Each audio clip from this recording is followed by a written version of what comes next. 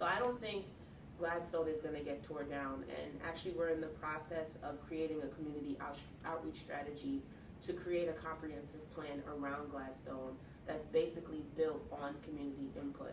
So over the next couple of months, and hopefully you guys are there to provide input, we will be having a Gladstone series based on community and residential engagement on what do we do with this place.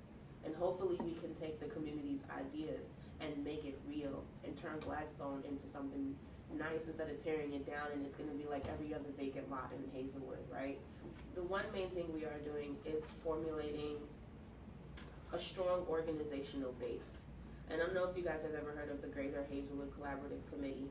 That comprises of, for the most part, all of the organizations, both neighborhood and non-neighborhood organizations. For example, a non-neighborhood organization would be PCRG.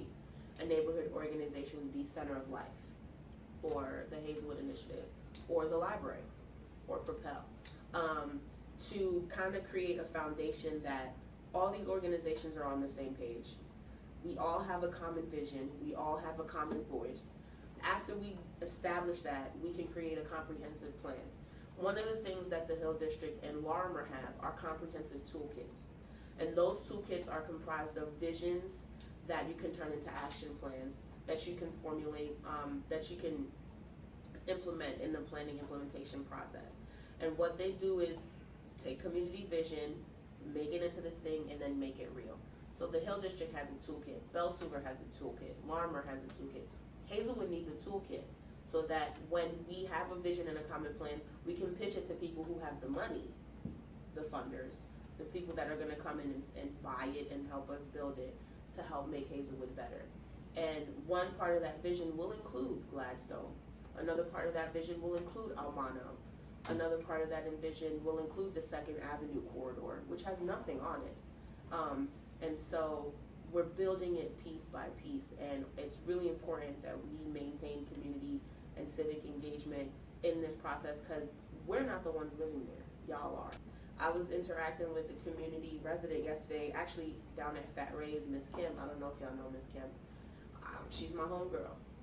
And I was talking to her and another resident, and she was saying that one time back in the day that Glen Hazel and Hazelwood were never two different things. It was always one Hazelwood, one connection. And somewhere down the line, new people started moving in, and it kind of just became a fractured neighborhood. And to be honest, in my line of work, I've never gotten a chance to interact with people in Glen Hazel because or below the tracks. There's this misconception that you just can't break into those two areas because we're so fractured. But I don't believe that. And hearing the residents yesterday saying that at one point it was all one Hazelwood, I kind of want to know where we got lost along the way. One of the things that consultants and experts have said about Hazelwood is that we need to stop referring to Almano as one thing and Hazelwood as another thing. So how do we bring that together? Well, several ways. We change the conversation, we change the dialogue, we change how we refer to it. So it's not Almano, it's Hazelwood.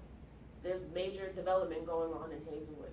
What we need to do is create a community or a community space within Hazelwood where we allow each other to thrive there. In some instances you have Floriated Interpretations, which is right down the street next to the basketball court. That's Miss Elaine. She's an African American woman who's lived in Hazelwood for a long time. She opened up a business right in Hazelwood. Now you can go buy flowers in Hazelwood, right? If I want some food, I could go to Miss Kim. So it's starting small in those little places. Even the 2nd Avenue Market, Diamato's Market, we help them get the grant to put that there. Now we can get fresh produce. Now we can go to Mimi's and get macaroni and cheese and chicken. Now we can go to Elite Treats and get cookies. We need to help build those foundations so the money can stay in our communities.